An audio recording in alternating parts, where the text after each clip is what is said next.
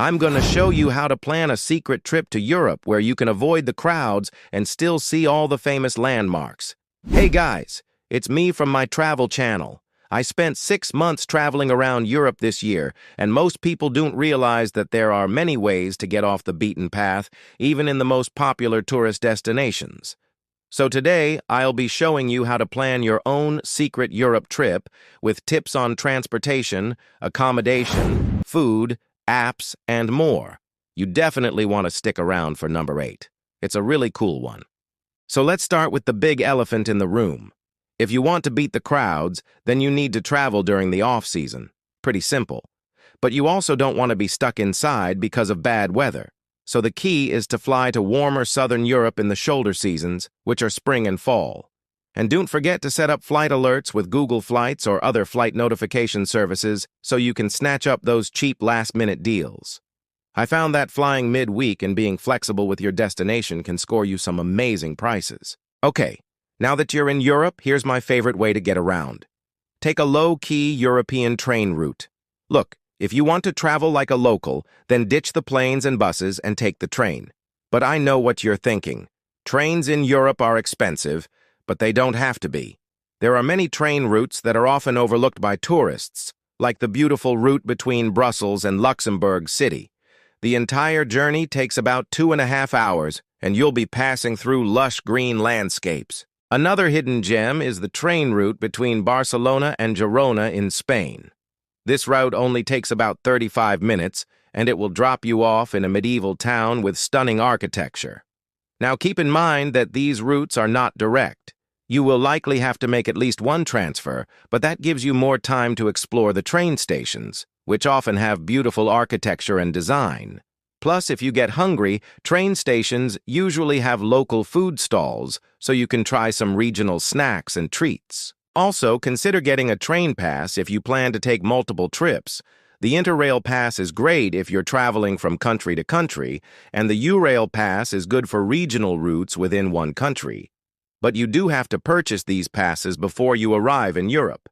If trains aren't your thing, then try taking a budget-friendly regional bus. I took a route in Germany that was only €9 each way, and it was a very comfortable ride with plenty of space. The company I used was Flixbus, but there are many other regional bus companies throughout Europe. Just make sure to book your ticket in advance for the best prices. Before we move on to number 4, all right?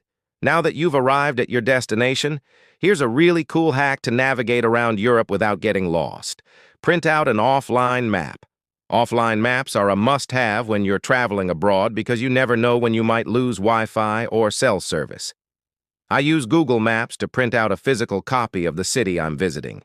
All you have to do is type in the name of the city, click on the 3 dots at the top right corner, and then select Print. Then just make sure to check the box next to Open when offline so the map will still be accessible without internet. If you're wondering how I was able to print my maps while traveling, I actually printed them at an internet cafe. They charge a small fee to print, but it's totally worth it for the convenience. And I left a link down below to an article that has all of their locations in major cities across Europe. And speaking of Google Maps, here's another hack. Share your live location with your friends and family. You can do this by clicking on your profile icon at the top right corner of the screen and selecting location sharing. I always share my location with my mom so she knows where I am and how safe I am. Okay, now let's talk about local SIM cards versus eSIM. A local SIM card is a great way to stay connected when traveling since they typically offer unlimited data plans. However, sometimes you need to physically go to the airport store to set up your account, and that can take up valuable vacation time. That's why I started using eSIMs this year, and I absolutely love it. They're convenient, fast, and affordable. My favorite part about eSIM is that you can set everything up remotely before you arrive in your destination country. When you land, your phone will connect to the local network and boom, you have internet. They have super fast speeds, affordable prices, and over 170 destinations to choose from. I got their eSIM for Italy, and I had no problem streaming music, uploading stories to my Instagram, and even FaceTiming my family back home. And what's cool is that you can even set up your eSIM before your trip to Europe so you can stay connected as soon as you land. You can either set it up on their website or download the app, which is what I did. After you download the app, just search for your destination, choose your trip dates, and pick the eSIM you want. Once you're done, just save your confirmation code, and you're all set. When you land in Europe, go to Settings, select General, tap on VPN and Device Connection, and then click on Set up eSIM. Scan the QR code on your confirmation email, and you'll be connected in no time. All right, now let's talk about solo travelers. If you want to travel to Europe alone without breaking the bank, then head to one of these safe towns. They are known for being very walkable and having a low crime rate. For Western Europe, consider Luxembourg City, Rennes, or Strasbourg. For Central Europe, check out Ljubljana, Bratislava, and Dresden. And for Southern Europe, you have Valencia, Seville, and Granada. Just be sure to do your research because safety can change depending on the time of year and current events. Okay, now let's say you do decide to visit one of these popular European cities. Here's a tip to save money on accommodation. Book a guest house outside of the city center. When you do your search on booking websites, filter for guest houses because they usually have very affordable prices.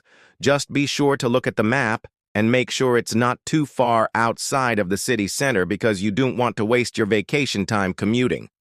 And it also helps if you have a bike or are staying somewhere with bikes because you can get to the city center a lot quicker. Okay, now for this next tip, you'll have to go to a coastal area. But if you want to discover a hidden town, then take a ferry route. I found this method to be very effective in Croatia when I wanted to explore a new island. You can go to a local port and ask the locals where they would recommend going. Most of the islands aren't connected by roads, only by sea. So you'll need to take a ferry to get there. But once you arrive, you'll have beautiful beaches and empty streets. I also found a really cool island this way, and I ended up meeting some locals who invited me to a private beach party. So yeah, that happened.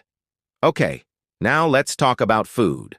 There's nothing like trying the local cuisine when you're abroad, but if you want to eat like the locals, then skip the touristy restaurants and head to a local food market instead. These markets often have stalls with fresh produce, cheese, meats, baked goods, and more. Not only are these products usually cheaper than the supermarket, but you'll also be supporting local vendors and businesses. And if you want to save even more money, then buy your groceries and have a picnic in a park, or even better, at an Airbnb. All right, and for the last tip, always give your friends and family a copy of your itinerary along with emergency contacts. You can put your itinerary into an Excel spreadsheet like this so it's easier to share. And don't forget to include details like flight numbers, accommodation addresses, and important passwords. It's an easy-to-use tool that allows you to share your location with friends and family, and you can track each other's movements in real time. It's free to download, and you can easily add people to your circle. Just share your unique link, and they'll be able to see your location. If something ever happens, you can also share your location with emergency services directly through the app. All right, well, those are my tips for planning your own secret trip to Europe. Let me know if this video helped you and be sure to subscribe for more epic stories and check out this playlist for more videos about Europe. Thanks, guys, and I'll see you in the next video. Bye.